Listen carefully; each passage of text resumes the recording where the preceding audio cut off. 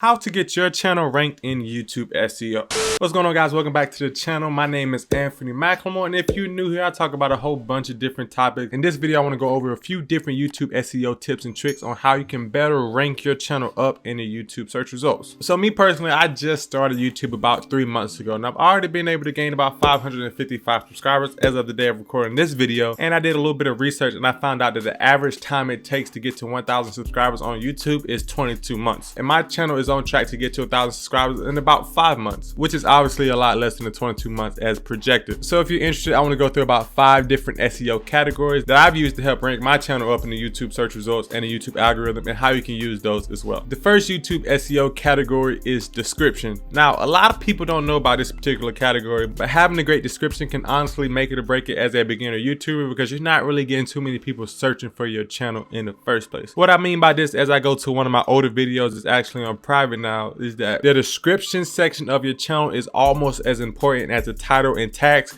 because the YouTube algorithm searches your description and looks for keywords in order to help recommend that video to other people. So what I do for my description typically is I try to max out all 5,000 characters on each video, and if I can't do that, I try to get as many characters as I can on it. I see a lot of smaller channels with a description of about 1 to 2 sentences, just simply describing what the video is in about 1 or 2 words or sentences, and that's simply not going to cut it as a beginner YouTuber, because you don't have that social proof or that traffic to your channel already that will allow people to come visit you in the first place. So you can see this video is unlisted right now, and it's actually not one of my more popular videos, but you can see that I really did put a lot of effort into making this description. So some tips on having a better description is to obviously try to explain pretty much what's going on in your video and add as many keywords as you possibly can. The more keywords that you add to your description, the more possible hits you'll get from search results and being boosted up in the YouTube algorithm, and the more likely your channel will get recommended, and that will lead to channel growth as well. I haven't had a video really hit the recommended page yet, but I think that staying consistent is one of the biggest keys, and just having all of this in place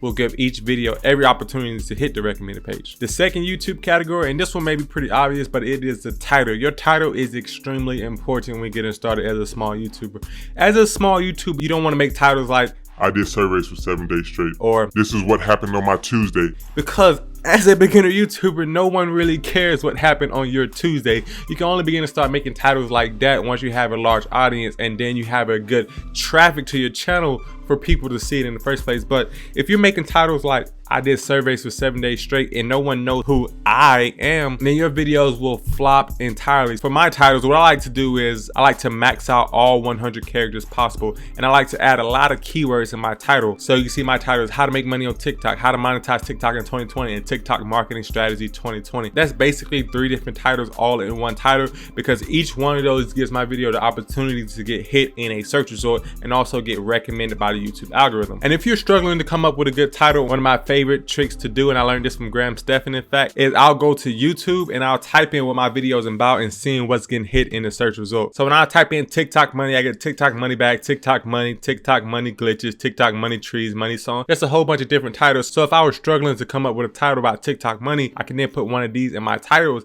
and hopefully get hit for one of these search results. That's just one little trick I like to use when I'm really struggling to come up with a title or some tag, and I think that is an amazing resource to have. And if you're wondering how I have all this data right here, as it is not usually on a channel if you don't have something installed, this is actually TubeBuddy. I'm just now trying it out, so I don't want to explain too much about it until I have my full experience with the analytics of the platform. But this is TubeBuddy, and it basically gives you a whole bunch of analytics on how you can better improve your channel. I will be doing another separate video on TubeBuddy entirely, and if you want to see my experience using TubeBuddy, then make sure you hit that subscribe button, as I will be uploading a new video every Monday and Thursday about different analytics topics, and also sharing some of my basketball stories.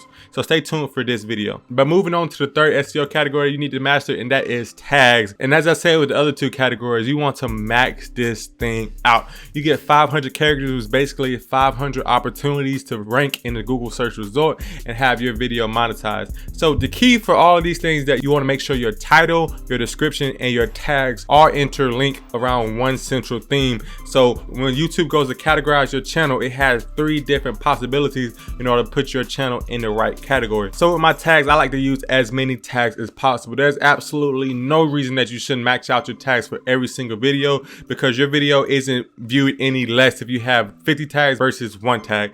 So each tag gives you the opportunity to rank in the YouTube algorithm, and you want to take advantage of every single opportunity you have as a small YouTuber. Now, TubeBuddy actually gives you some suggested tags, which is really cool. A little bit more information about TubeBuddy. It's actually about $9 to $10 a month, and I just started paying that subscription. So this isn't really free for now, so that's why I don't want to give you too much information. But if you do want to try it out for about 20-25% discount, I did leave a link down in my description below so you can click on it and try that out. But moving forward into the next SEO category, and something that I didn't really think about myself when I first started my channel, and I actually wish I would have thought about it more, and that is your channel tag. So I'm not talking about the video tags anymore. So if I go over to my YouTube studio and I click settings down here, you'll be able to go to your channel defaults and your channel tags. So here you want to write almost everything that your channel is about. You do not want to leave this blank, because every time somebody searches something about one of these particular topics, I need to update my tags. Actually, they will get a hit on your channel. So right now I'm going to add NCAA basketball to my tags because I am talking about my basketball experiences now, and I'm going to add a few more a little bit later, just not right now. And this is also, as I said, another way to get your channel ranked up in the YouTube algorithm.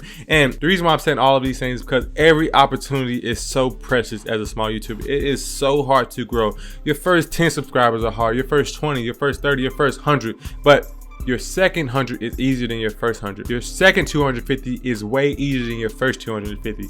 And as you begin to grow more subscribers, you get more social proof. So people are then more likely to subscribe to your channel after the fact, which then can lead you to more subscribers and more subscribers. And then you start to snowball like Kelly Stamps have in these past few months. And while we're here, I'm going to transition into the next SEO category, which is branding. A lot of small channels don't know about branding, but this is basically where when you watch a video, you see that little small pop-up come up in the video, or whether it's that a whole video on telling you either the channel logo or to subscribe. So you should always have a branding right here just to remind people to subscribe. I like to have my branding start at around 1 minute in a video, so when people are watching, they kind of see it and it pops up and it sort of reminds them to click on it and subscribe to the channel, because a lot of people forget while they're watching a video. And one of the last things I want to talk about as far as good SEO tips and tricks go is having an eye-catching thumbnail. So let's take a look at my recent thumbnails. You can see most of them are pretty much around the same general theme, which is what I like, because I like my thumbnails looking pretty much the same. So when you see one of my videos, you know that it's from me, and it's kind of sort of building a brand at a small state. But as I go through and look at some of my earlier thumbnails, you can obviously tell that they're not very eye-catching at all, and it's really no surprise why they didn't get that many views. So my recommendation for having a good thumbnail would be to have some very bright colors. You can see I usually use green, red, or yellow, simply because those colors tend to catch the eye, and I don't like using a lot of words. I like to use 1 or 2 words, maybe 3 sometimes, to have just a little bit of eye-catching clickbaity feel, just to draw attention to my thumbnail away from other people's thumbnails. Now obviously I'm not a big YouTuber, I just have over 500 subscribers, but this is really some of the things that help me grow and help me rank a little bit better in the YouTube algorithm as far as gaining subscribers. I think the pace that I'm on right now, I'm getting about 10 subscribers a day, so if I stay on that pace, I'll be at 1,000 subscribers by September 1st and be eligible for the YouTube Partner Program, which I'll make an entirely separate video about that once I actually achieve that milestone. And now let's take a look at my analytics. I recently just did a video about how putting all of your videos on private affects your analytics. So what I'm going to do is go to my lifetime analytics. As you can see, I had very solid growth, and when I put all my videos on private for work related reasons, you can see what happened, and I'm currently working towards